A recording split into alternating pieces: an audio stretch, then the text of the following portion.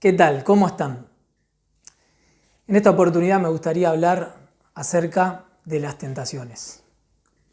El escritor, cantautor Rodrigo, más conocido como El Potro, en una de las canciones tal vez más conocidas que le dedicó a Maradona o que alguien le dedicó a Maradona, en su canción, famosa por cierto, él dice: si Jesús tropezó porque él no debía de hacerlo. La fama le presentó una blanca mujer, sabemos de quién habla esa blanca mujer, de misterioso sabor y prohibido placer, y la letra sigue. Pero siempre que escuchaba esta canción me impactaba esta frase: si Jesús tropezó, ¿por qué él, hablando de Maradona, no debería de hacerlo? ¿Y por qué quiero traer este tema como introducción? Porque es importante que entendamos lo que no entendió Rodrigo y lo que no entiende mucha gente, que la tentación no es pecado. Pero si caigo en ella, peco. La tentación viene de parte de Satanás y la Biblia nos dice que el fin de la tentación es destruirnos, borrarnos la sonrisa, quitarnos gozo y desviarnos del camino. Las tentaciones son bifurcaciones que se abren en un camino sin salida. Son bifurcaciones que se abren para quitarnos del camino y arruinarnos. Pero las pruebas, a diferencia de las tentaciones, vienen de parte de Dios y el fin es hacer los mejores cristianos. En la Biblia encontramos que tenemos por lo menos 3 enemigos: Satanás, el mundo y nuestra propia carne.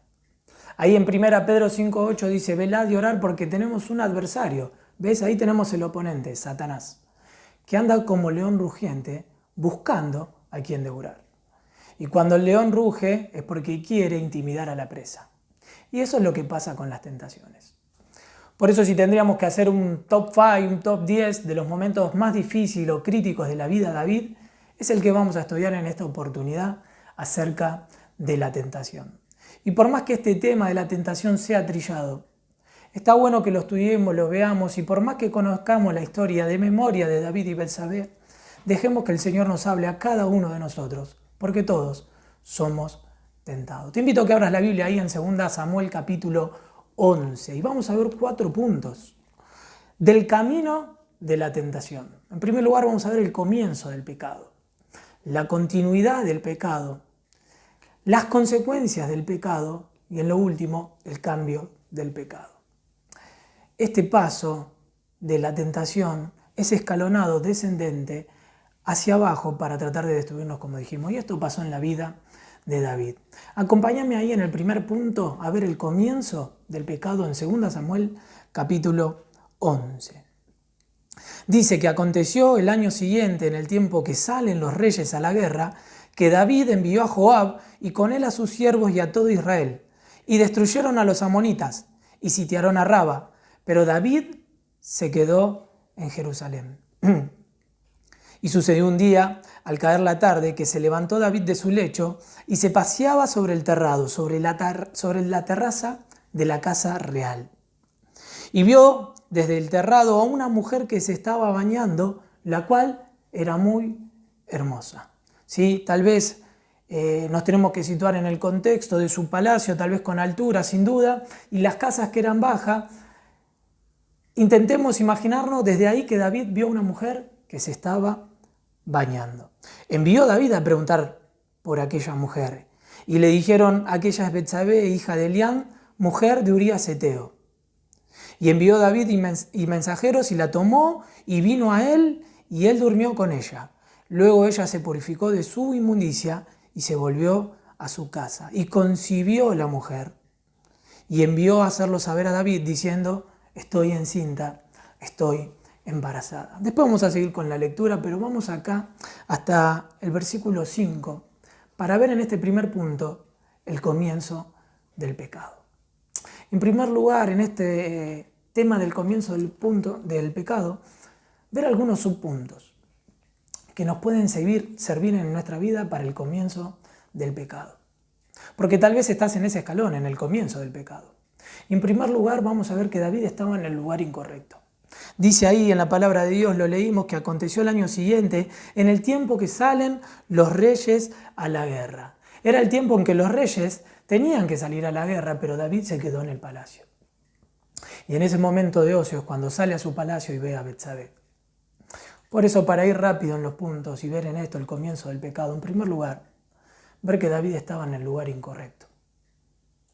Y la tentación vino. Y como dijimos, nuestro adversario está buscando, como león rugiente, buscando a quien devorar. Y David estaba en el lugar incorrecto. Miren, a veces con el paso del tiempo nos vamos dando cuenta que el lugar no es solo físico, sino puede ser virtual.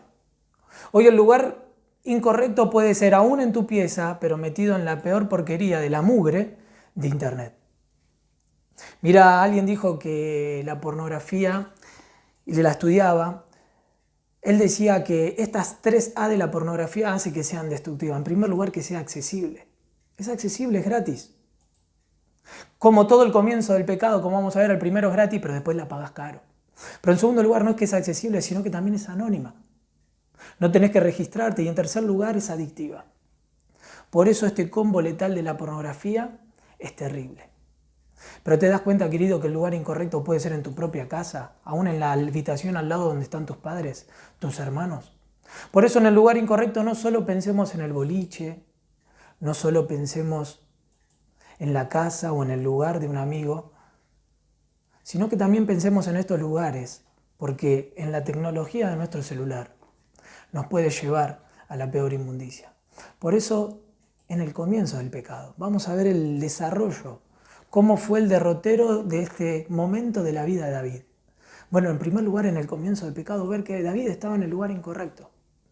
Pero en segundo lugar, se puso los límites incorrectos. Dice claro que la vio de ahí desde el terrado, la vio que se bañaba, la vio hermosa y la mandó a llamar.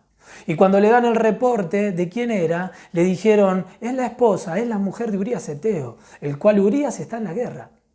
Pero en segundo lugar, David no solo se puso o estaba en el lugar incorrecto, sino que se puso los límites incorrectos.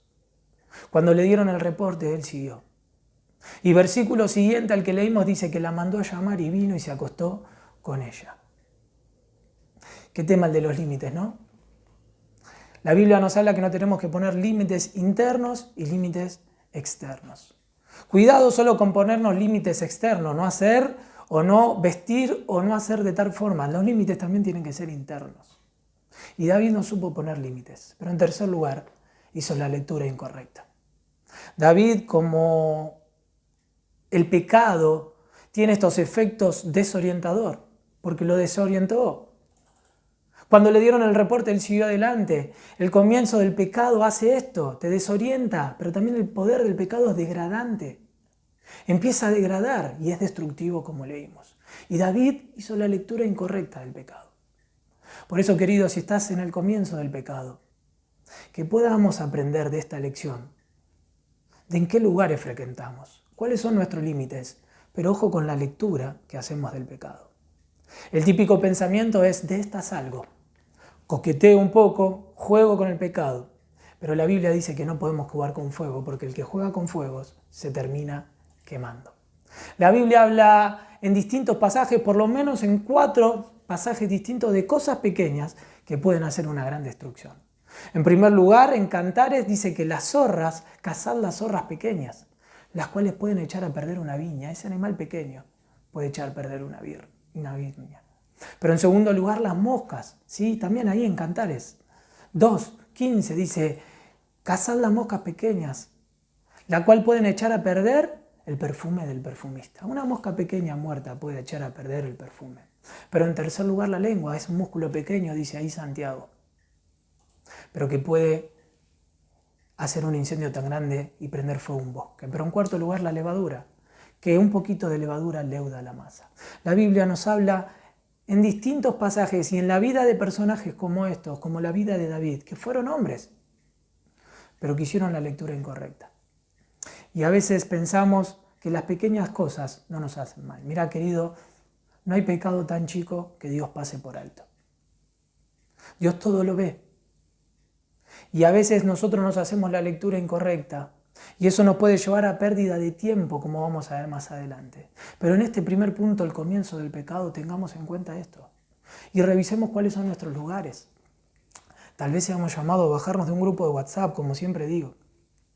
Porque si la palabra de Dios no la llevamos a la práctica, a lo cotidiano de nuestra vida, no va a surgir efecto. Los lugares incorrectos, que el Señor te hable y te muestre en cuál puede ser. Los límites incorrectos y la lectura incorrecta. Pero en segundo lugar, para avanzar, porque dijimos que la tentación es un camino descendente a destruirnos, Él no solo empezó con el comienzo del pecado. Si estamos viendo la tentación que nos lleva a querer pecar, el comienzo del pecado de David, pero la continuidad del pecado. David olvidó, tuvo orgullo y ocultó. Olvidó que su pueblo tal vez estaba haciendo plegarias por él. Olvidó que los reyes en esos momentos tenían que salir a la guerra. Y cuando empezamos a olvidar la palabra de Dios, cuando empezamos a olvidar nuestra tarea y para qué estamos llamados, empezamos a descender. Y empezamos a entrar en el segundo punto, en este segundo subpunto de la continuidad del pecado que nos lleva al orgullo. Dice que la ignorancia nos lleva a pecar muchas veces y el orgullo nos lleva a no querer volver. Y eso es lo que le estaba pasando a David. El orgullo nos lleva a pecar y también la vergüenza nos lleva a no volver. Pero en último lugar, él ocultó. Vamos a ver en el proceso del pecado de David, ahora cuando sigamos avanzando en la lectura de la palabra de Dios, que él lo quiso ocultar. Pero el pecado tiene sus consecuencias. Él lo quiso ocultar por mucho tiempo, o por lo menos en el embarazo de Betsabé, pero no pudo. ¿Por qué? Porque la continuidad del pecado. Es como decíamos, ¿no? Es engañoso, ¿sí? Te termina enredando y termina empecinándote. Eso es lo que hace el pecado. Y me ponía a pensar en esto, en la vida de David, cómo empezó engañándose a él mismo, terminó enredándose en el pecado y terminó empecinado. Querido, cuando miro esta historia, miro mi vida y tal vez sea tu vida. Por eso, antes de avanzar con los otros puntos, ¿por qué no pensamos en esto? En el comienzo del pecado, en la continuidad del pecado, pero en tercer lugar, en las consecuencias del pecado. Dice la palabra de Dios ahí en 2 Samuel 11, volvamos a la lectura, que entonces David envió a decir a Joab, al que había mandado a la guerra, envíame a Urías Eteo. Claro, después de la noticia que había Betsabé quedado embarazada, lo manda a llamar a Urías Eteo. Y Joab envió a Urías a David, lo saca de la guerra. Cuando Urías, versículo 7, vino a él, David le preguntó por la salud de Joab y por la salud del pueblo y por el estado de la guerra. ¿Ves lo que hace? Empieza engañándonos, nos enrieda y nos termina empecinando. Mira la falsedad de David. Le pregunta por la guerra cuando se había acostado con su mujer. Cuando Urías vino a él, David le preguntó por la salud de Joab y por la salud del pueblo y por el estado de la guerra. Volvemos, versículo 8. Después dijo David a Urías, desciende a tu casa y lava tus pies. Y saliendo Urías de la casa del rey, le fue enviado presente de la mesa real. Lo manda a la casa. ¿Sabés? ¿Te imaginás con qué propósito, no? Y no solo con eso, sino con presentes. ¿Para qué? Para que él se acueste con su mujer. Mas Urías durmió en la puerta de la casa del rey y con todos los siervos de su señor, y no descendió a su casa. E hicieron saber esto a David, diciendo, Urías no ha descendido a su casa, y dijo David a Urías, segundo intento de David, ¿no has venido de camino? ¿Por qué pues no descendiste a tu casa? Y Urías respondió a David, el arca de Israel y Judá están bajo tiendas y mi señor Joab y los siervos de mi señor en el campo. ¿Y había yo de entrar en mi casa para comer y beber y dormir con mi mujer? Por vida tuya, ay, le clava la daga, por vida tuya y por vida de tu alma, que yo no haré tal cosa. Y David dijo a Urías, tercer intento, quédate aquí aún hoy y mañana te despacharé. Y se quedó Urías en Jerusalén aquel día y el siguiente. Y David lo convidó a comer y a beber con él hasta embriagarlo. Y él salió a la tarde a dormir en su cama con los siervos de su señor, mas no descendió a su casa. Tercer intento fallido, porque él no descendió a su casa. Miren el cuarto. que es el último y el letal, venida la mañana, escribió David a Joab una carta, la cual envió por manos de Urías. Urías volvía a la guerra y en esa carta iba a llevar su sentencia de muerte. ¿Te das cuenta lo que es el poder del pecado? ¿Te das cuenta lo que es el comienzo del pecado? Lugares incorrectos, límites incorrectos, lectura incorrecta. Pero la continuidad del pecado hace que nos olvidemos, que vivamos en orgullo, que tratamos de ocultar, y el poder del pecado hace que vivamos en engaño, que nos enredemos cada vez más y terminamos enceguecidos. David, abrí los ojos de lo que estás haciendo. Pero él dice que le manda la carta. Y escribió en la carta, versículo 15, diciendo: poned a Urías al frente, en lo más recio de la batalla, y retiraos de él para que sea herido y muera. Eso iba escrito en la carta que estaba llevando Urías. Mirá la fidelidad de Urías, la cual no tenía David. Así fue que cuando Joab sitió la ciudad, puso a Urías en el lugar donde sabía que estaban los hombres más valientes. Y saliendo luego los de la ciudad, pelearon contra Joab y cayeron algunos del ejército de los siervos de David, y murió también Urías Eteo. Y murió Urías Eteo. Hasta acá con la lectura de la palabra de Dios. ¿Sí? Dice más adelante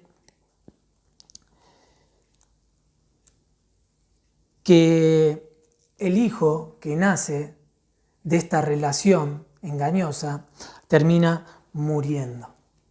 Más adelante.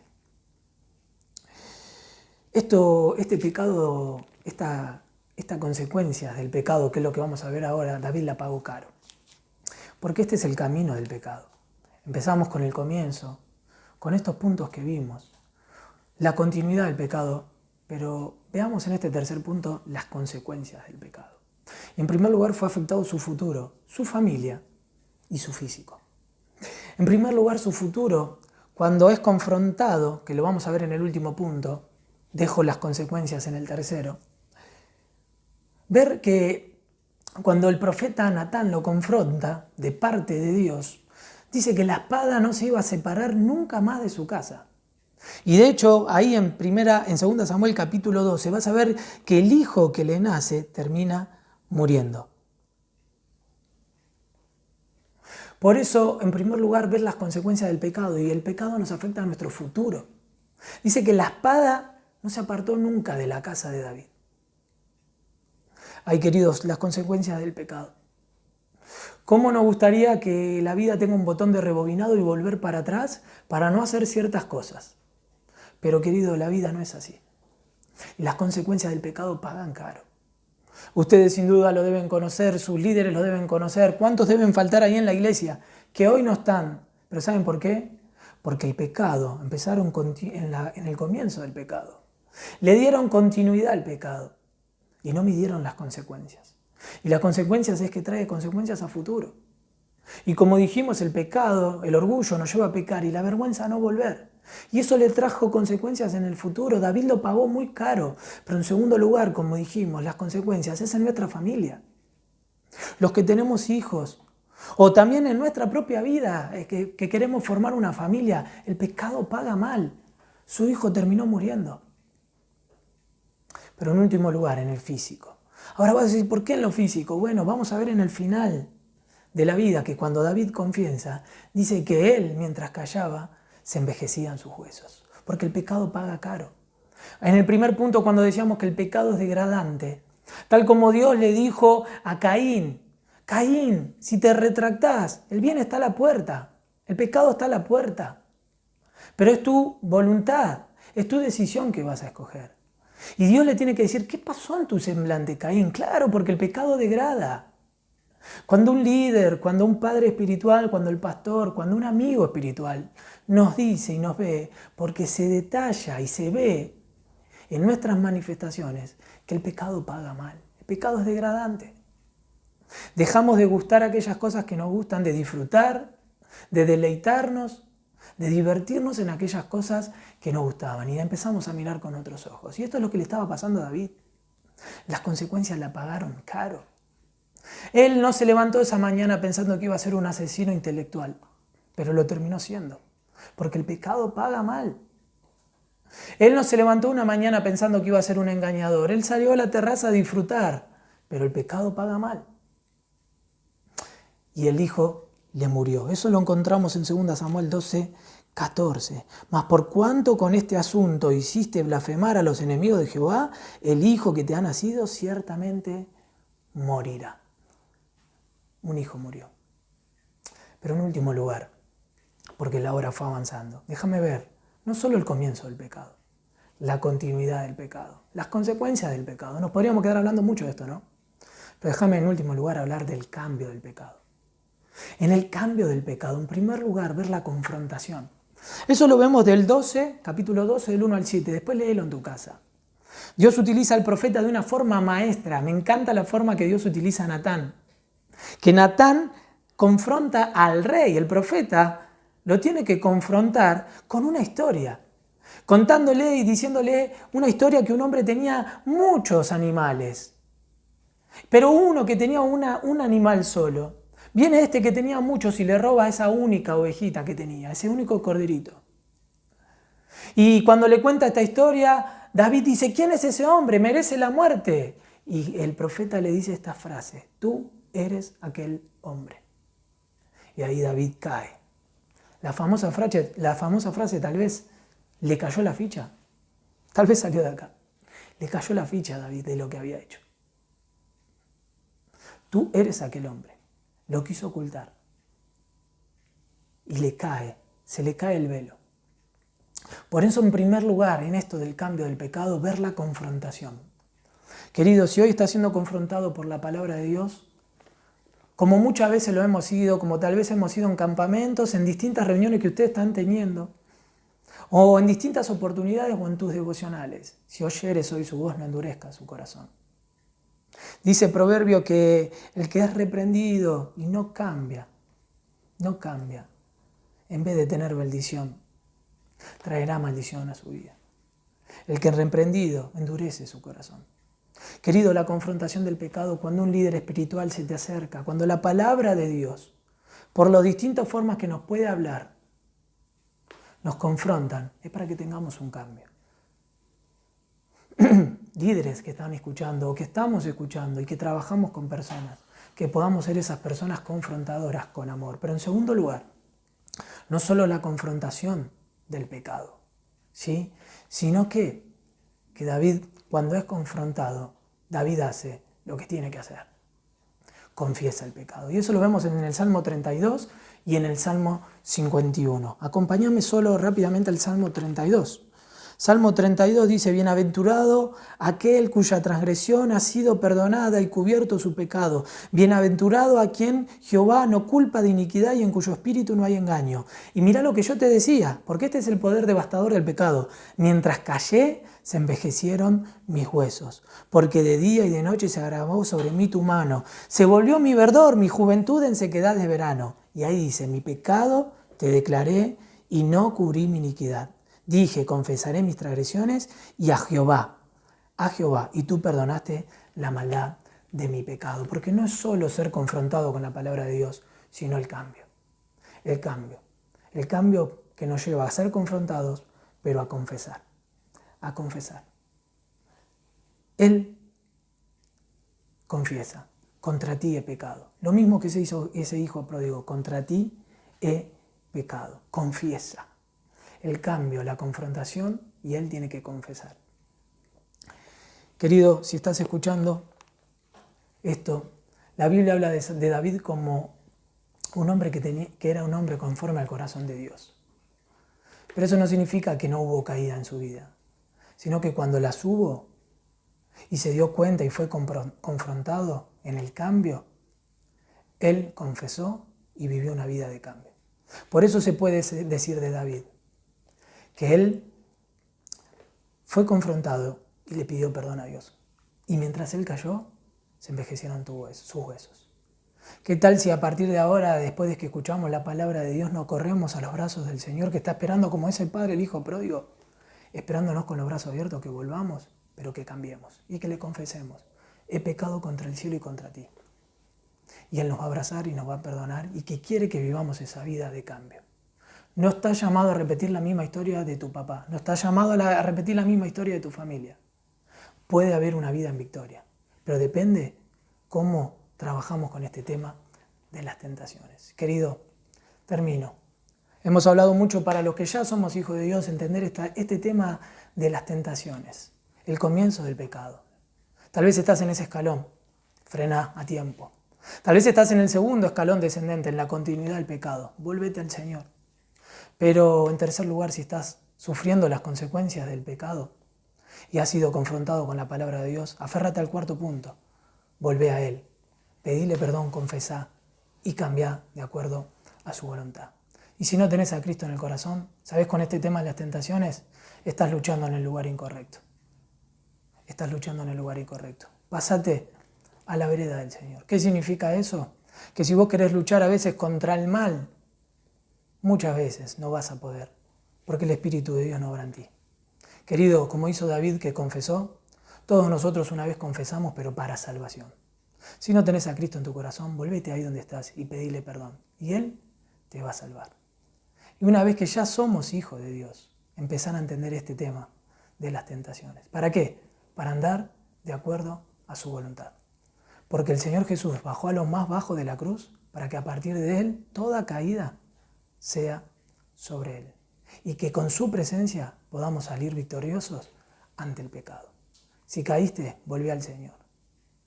Y si no, entendamos este tema de la tentación, que es vital para toda nuestra vida. Que Dios lo bendiga.